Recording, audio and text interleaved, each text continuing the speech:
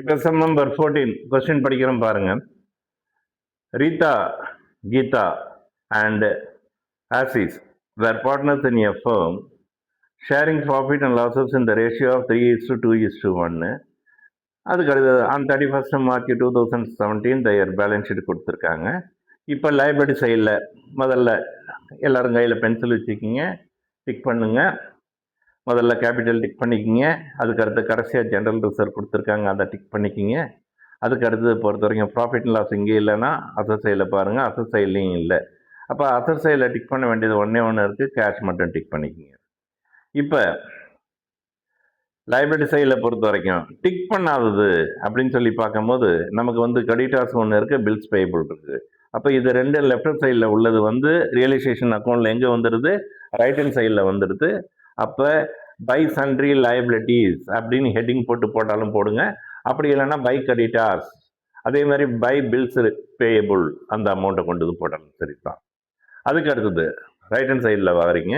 Right hand சைடில் பொறுத்த வரைக்கும் நம்ம டிக் பண்ணது ஒன்று தான், என்னது கேஷு. அது தவிர பாக்கி உள்ளது எத்தனை இருக்குன்னா 4 ரைட் ஹேண்ட் சைடில் உள்ளது. அதை ரியலைசேஷன் அக்கௌண்ட்டில் எங்கே வரும்னா லெஃப்ட் ஹேண்ட் சைடில் வந்துருச்சு. 2 சன்ட்ரி அசட்ஸ்ன்னு சொல்லி காமனாக ஹெட்டிங்கை போட்டிருக்கேன். நீங்கள் வேணால் இல்லைனா வந்து 2 டெப்டர்ஸ், 2 ஸ்டாக்கு, 2 இன்வெஸ்ட்மெண்ட், 2 பிளான்ட் தனித்தனியாக வேணால் போட்டு பாருங்க.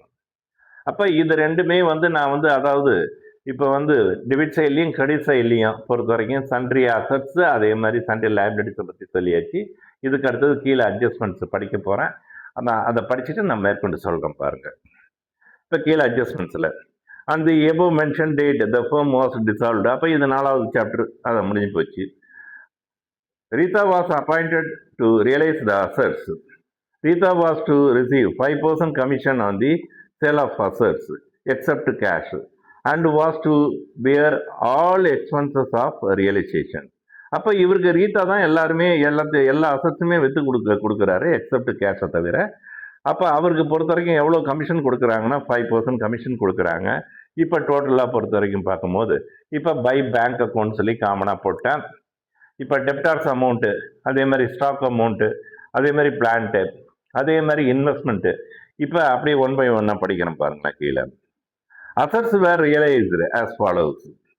Debtors amount 30,000. அப்போ பை சைடில் பொறுத்த வரைக்கும் பை பேங்க்னு சொல்லி காமனாக கொடுத்து டெப்டார்ஸ் அமௌண்ட்டு 30,000 போட்டாச்சு, ஸ்டாக் அமௌண்ட்டு 20,000 போட்டாச்சு, பிளான்ட் அமௌண்ட்டு 42,750 போட்டாச்சு. இன்வெஸ்ட்மெண்ட் பொறுத்த வரைக்கும் பார்க்கும்போது 85% தான் நம்ம ரியலைஸ் பண்ணியிருக்கோம். அதாவது இன்வெஸ்ட்மெண்ட் பொறுத்த வரைக்கும் 60,000, அதில் 85% எவ்வளோ அமௌண்ட்னா 58,650 கொண்டு வந்து போட்டாச்சு. சார் இது நான் வந்து தனித்தனியாக போட்டுக்கிறேன் சார். அப்படின்னா தான் போட்டு தனித்தனியாக போட்டுங்க. பை பேங்க்னு போட்டு ப்ராக்கெட்டில் டெப்டார்ஸு, பை பேங்க் ப்ராக்கெட்டில் ஸ்டாக்கு, பை பேங்க் ப்ராக்கெட்டில் பிளான்ட்டு, பை பேங்க் ப்ராக்கெட்டில் பொறுத்த வரைக்கும் இன்வெஸ்ட்மெண்ட். அடுத்தது 3வது அட்ஜஸ்ட்மெண்ட்ஸு, சாரி 4வது adjustment. Expenses of realization amounting rupees 4,100.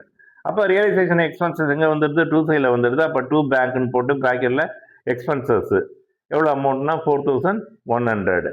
அதுக்கு அடுத்தது இந்த எக்ஸ்பென்சஸ் இதில் வந்து கீழே அட்ஜஸ்ட்மெண்ட்ஸில் ஏதாவது ஒன்று கொடுத்துருப்பாங்கன்னு நினைக்கிறேன். அதை நான் வந்து உங்களுக்கு வந்து கொஸ்டின் பார்த்துட்டு சொல்லிடுறேன். கடைசியாக போட்டுப்போம் வந்தது வேண்டாம். அதுக்கு அடுத்தது 5வது, firm had to pay rupees 7,200 for outstanding salaries not provided for earlier. அதுக்கு அடுத்து இந்த அமௌண்ட்டை நம்ம பே பண்ணி தான் ஆகணும், அவுட்ஸ்டாண்டிங் லைபிலிட்டிஸ். அப்போ வந்து 2 பேங்க் அக்கௌண்ட் அவுட்ஸ்டாண்டிங் சேலரிஸ் எவ்வளோ அமௌண்ட்டு 7,200. அதுக்கு அடுத்தது contingent liabilities bill other respect of bills discounted which was bank was to be mentioned and paid off 9,800. இதையும் வந்து நம்ம என்ன பண்ணிக்கிறோம், 2 பேங்க் அக்கௌண்ட் போட்டு பில்ஸ் டிஸ்கவுண்டட் ப்ராக்கெட்டில் எழுதிக்கிங்க. அவுட்டர் காலத்தில் பொறுத்த வரைக்கும் அமௌண்ட் போடும்போது 9,800. இதுக்கு அடுத்தது பார்த்தீங்கன்னா கிரெடிட்டார்ஸ் பற்றியும் ஒன்றுமே கொடுக்கல, பில்ஸ் பேபிள் பற்றியும் ஒன்றுமே கொடுக்கல. அப்போ ஒன்றுமே கொடுக்கலன்னா நாம தான் அதை வந்து ரீபேபிள் பண்ணிட்டோம். அப்போ அந்த ரீபேபிள் பண்ணும்போது கிரெடிட்டார்ஸ் அமௌண்ட்டு, அப்போ 2 பேங்க் அக்கௌண்ட் கிரெடிட்டார்ஸ் அமௌண்ட்டு எவ்வளோ அமௌண்ட்டுனா வந்து 65,000. அதுக்கு அடுத்தது to bank account bills payable சொல்லி போட்டு எவ்வளோ அமௌண்ட்னா 26,000. இதுக்கு அடுத்தது பாருங்களேன், அசட்ஸ் எல்லாமே வைத்து ரியலைஸ் பண்ண அமௌண்ட்ல பொறுத்த வரைக்கும் பார்க்கும்போது கமிஷன் கிடைக்குது. யாருக்கு கமிஷன் கிடைக்குதுன்னா, இதுதான் உங்களுக்கு பொறுத்த வரைக்கும் எத்தனாவது அட்ஜஸ்ட்மெண்ட்ல சொல்லியிருக்காங்கன்னா,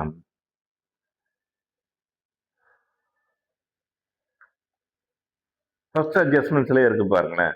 Rita was appointed to realize the assets. Rita was to receive 5% commission. இப்போ டோட்டல் அசட்ஸ் ரிசீவ்டு எல்லா அசட்ஸ் 1, 2, 3, 4 இதை 4த்தையும் ஆட் பண்ணி வரக்கூடிய அமௌண்ட் எவ்வளோன்னா 1,57,400. அதில் அவருக்கு 5% கமிஷன். அப்போ 2 hours கேபிட்டல் அக்கௌண்ட் போட்டு கமிஷன் போட்டாச்சு. இப்போ அக்கௌண்ட்டை க்ளோஸ் பண்ண போகிறோம். இப்போ எவ்வளோ அமௌண்ட் பேலன்ஸ் ஆகுது அப்படின்னு சொல்லி பார்ப்போம்.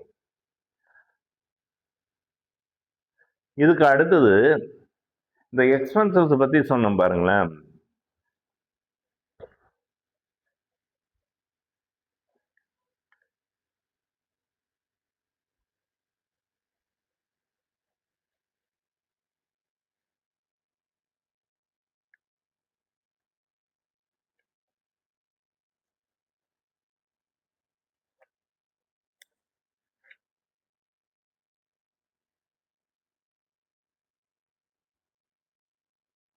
Expenses of realization amounted to rupees 4,100.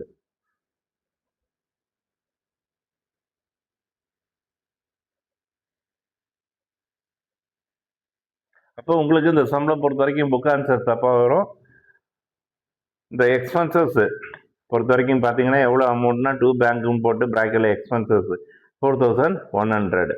இப்போ ஓவரால் டோட்டல் பொறுத்த வரைக்கும் கூட்டி பாருங்கள். கூட்டி பார்த்து அக்கௌண்ட்டை க்ளோஸ் பண்ணுறீங்க. எப்படி இருந்தாலும் நமக்கு லெஃப்ட் ஹேண்ட் சைடில் தான், அதாவது ரைட் ஹேண்ட் சைடில் தான் பேலன்ஸ் ஆகுது. That mean by loss transfer.